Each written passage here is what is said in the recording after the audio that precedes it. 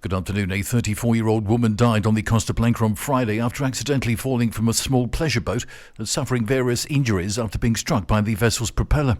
The young victim suffered injuries to her face and neck and went into cardiac arrest. The incident happened on Friday evening off Portichol Beach in Javia. Eyewitnesses on the boat alerted the emergency services around 7:20 that evening. A life support ambulance and another from the emergency medical aid service were sent to the scene. The medical team performed advanced resuscitation manoeuvres and managed to recover the victim during her transfer to Denia Hospital. However, once at the hospital, the woman went into cardiac arrest again and later died. The Guardia Civil is investigating the circumstances of the incident. More than 100 tourists have fallen ill following suspected salmonella poisoning at a four-star hotel.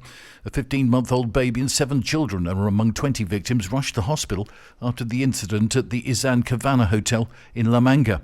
As many as 28 cases were reported initially, but yesterday the number of people with health problems had jumped to over 100 of the 800 guests.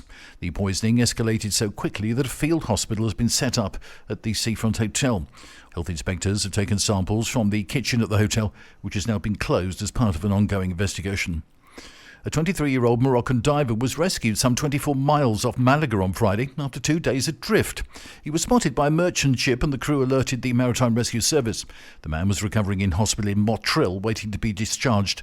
A man told the National Police that he'd gone diving with some friends near Ceuta on Wednesday afternoon, but the strong currents just swept him away. The young man was found floating in the sea and showing signs of hypothermia.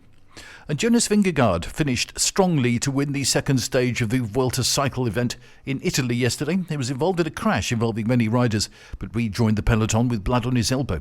The Danish rider finished just ahead of Giulio Ciccone in a mass sprint for the line on the mountaintop finish near the French border.